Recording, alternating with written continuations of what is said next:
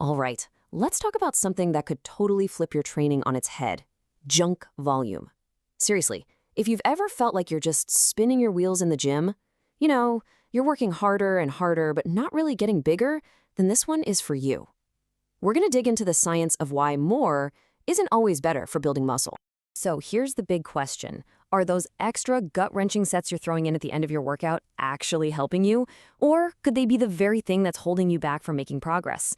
It's a question that really challenges a core belief in gym culture. And trust me, the answer might actually surprise you.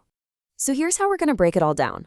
First, we're going to bust the whole more is better myth wide open. Then, we'll get into the actual science of diminishing returns. After that, I'll introduce you to an awesome framework with 4 key volume landmarks. We'll officially define what junk volume is, and then, most importantly, we'll talk about how you can train smarter, not just harder. You know the old school gym mentality, right? For years, the idea was just simple. If you want to get bigger, you gotta do more. More sets, more reps, more hours in the gym. We're all taught to chase that pump, to completely annihilate our muscles. But as we're about to see, that approach almost always hits a wall, and it's a wall that can really stop your progress dead in its tracks. Here's the real deal. Even though training volume is, without a doubt, a huge driver of muscle growth, what we call hypertrophy, that relationship isn't just a straight line going up and up. You can push and grind all you want, but you will eventually hit a ceiling. And trying to push past that point doesn't get you new gains. It just means you're digging a deeper and deeper recovery hole that your body has to waste energy just trying to climb out of. Okay, so why does that ceiling even exist? Let's get into the science of it. This isn't just some theory a guy made up in the gym. It's a fundamental biological principle that dictates how our bodies adapt to any kind of stress. It's all about something called the dose-response relationship.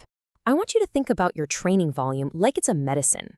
The first few sets you do, that's a powerful dose, and it triggers a really strong signal for your muscles to grow. But as you keep adding more and more sets in that same workout, each extra dose gives you less and less of a response.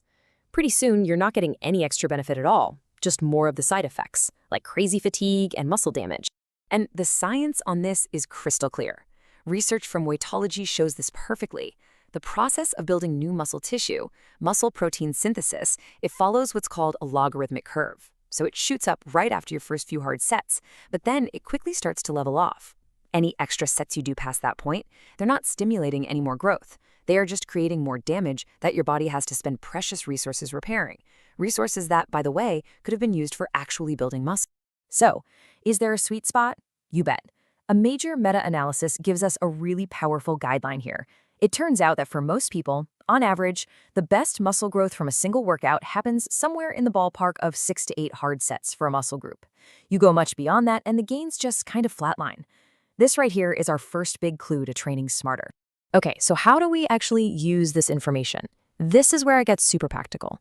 Thanks to the amazing work of Dr. Mike Israetel and the team at Renaissance Periodization, we have this brilliant system for managing our training volume using 4 key landmarks.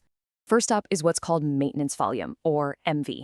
This is the absolute bare minimum you have to do to just hold on to the muscle you've already built. And what's wild is how low it is, often just around 6 hard sets per muscle group for the entire week.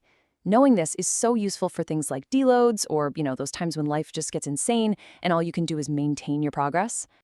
Next, we've got minimum effective volume, or MEV. Think of this as the official starting line for making new gains. If you're training below this level, you're pretty much just maintaining. Your MEV is the absolute perfect place to start a new training cycle because it lets your body ease into the work and gives you tons of room to progress upwards. Then we have the MAV, or maximum adaptive volume.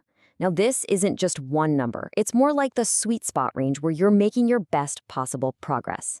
Your MAV is always a moving target. As you get stronger and more adapted week after week, the amount of volume you need to keep growing slowly goes up. The whole goal of a SMART program is to spend most of your time right here in this MAV range. And finally, we have the big one, MRV, maximum recoverable volume. This is your absolute red line. It's the hard ceiling, the most training your body can possibly handle and still recover from. And here's the most important part. Training at or above your MRV doesn't get you more gains. It actually gets you fewer gains because it leads to burnout, systemic fatigue, and your progress just stalls out. Okay, so now that we have this entire framework laid out, we can finally put a clear scientific definition on this idea of junk volume. This slide just lays it out perfectly. Look, on the left, you've got your money sets. That's effective volume. It's all the work you do between your starting point, your MEV, and your ceiling, your MRV. This is the productive zone. This is where growth happens. And on the right, that's junk volume. That's every single rep you do beyond your MRV. It's effort that just creates more fatigue without giving you any more growth.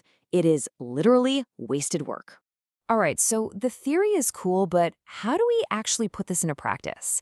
How do we make sure that all the effort we're putting in at the gym is never wasted? Let's get into the practical side of things.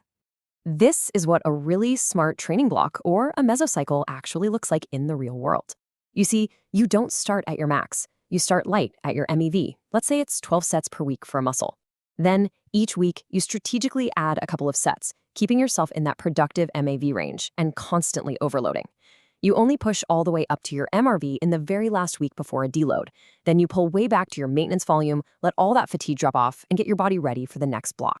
And this right here, this brilliantly shows why that old school bro split is probably not the best way to train.